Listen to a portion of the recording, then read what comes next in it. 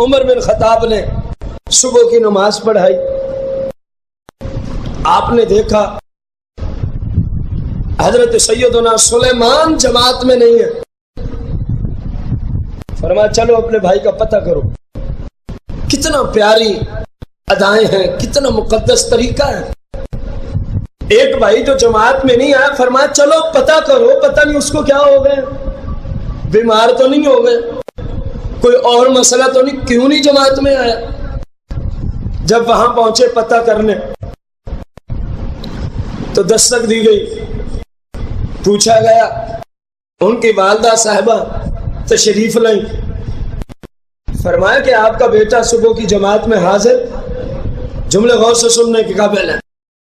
ماں کہنے لگی حضور وہ ساری رات اللہ کی عبادت کرتا رہا۔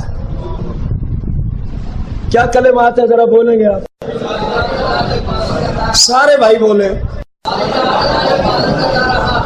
جو فجر کی جماعت میں حاضر نہیں ہوا تھا جناب سیدنا سلیمان، وہ ساری رات کیا کرتے رہے تھے؟ نوافل، ذکر، اذکار، تلاوت۔ اور جب صبح جماعت کا ٹائم قریب تھا نا حضور، میرے بیٹے کو کچھ تھکاوٹ ہو گئی۔ کیا ہو گئی؟ تو انہوں نے کہا چلو میں نماز گھاری پڑھ لیتا ہوں۔ چلو میں نماز، ساری رات تو کیا کی ہے اللہ کی عبادت کی وجہ سے ہی تھکاوٹ ہوئی ہے، میں نے کون سا کوئی پیسے کمانے کے لیے ساری رات تھک گیا ہوں، عبادت کی وجہ سے تھک گیا۔ اور کیا کرنے لگے؟ اپنے آپ کو فرمانے لگے عبادت کی وجہ سے ہی تھکے، چلو آج فجر کی نماز بغیر جماعت کے اپنے گھر ہی پڑھ لیتے ہیں، کیونکہ گھر میں جماعت نہیں ہوتی، یہ مسئلہ یاد رکھ۔ جہاں مسجد موجود ہو، صحیح العقیدہ امام موجود ہو جس کے پیچھے شرعاً نماز ہوتی ہو، اور آپ اپنے گھر میں اپنی جماعت شروع کرا لیں، اسلام آپ کی اس جماعت کو نہیں مانتا۔ ورنہ تو پھر جماعت کا جو حکم ہے اس کا سسٹم ہی ختم ہو جائے۔ آپ اپنے گھر جماعت کرا لیں، میں اگلا بھائی، تو پھر جو روب دکھانا تھا کفار کو 5 وقت جمع ہو کے اکٹھے ہو کے، وہ حکمت باقی رہے گی یا ختم ہو جائے گی؟ اس لیے اللہ کریم کی شریعت میں جو ہم گھروں میں جماعت کا انتظام کرتے ہیں، یہ کوئی جماعت نہیں ہے، نہ اس کا کوئی ثواب ہے، نہ اس کا کوئی ثواب ہے۔ آپ نے تاریخی کلمات بولے، فرمایا اچھا ساری رات عبادت اور صبح تھک گئے، اس وجہ سے صبح کی جماعت چھوڑ دی۔ فرمایا جو میں نے سیکھا ہے نا تاجدار مدینہ علیہ السلام سے، میں اس کی روشنی میں فتویٰ دینے لگا ہوں، اس کی روشنی میں فتویٰ دینے لگا ہوں۔ فتویٰ کیا دیا؟ فرمایا جی ہمارے نزدیک بندہ ساری رات سویا رہے۔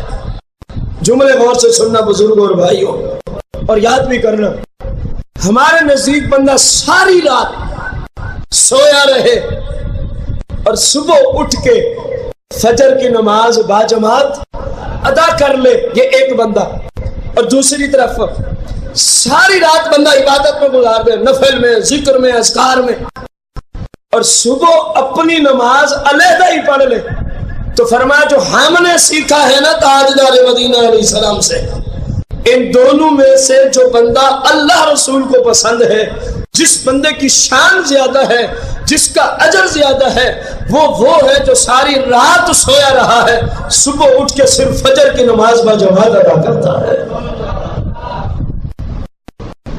نوافل میں رات گزر جائے اور جماعت رہ جائے، فرمایا کوئی فائدہ نہیں تیری ساری رات نوافل پڑھنے۔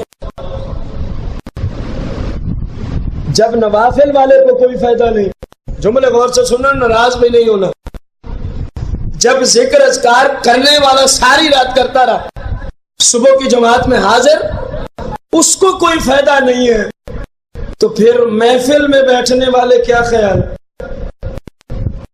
اسی لیے علماء فرماتے ہیں محفل رات کو صرف اتنی دیر تک ہی لے جاؤ کہ صبح اٹھ کے بندہ باجماعت نماز، وہ محفل شریعت کو پسند ہے۔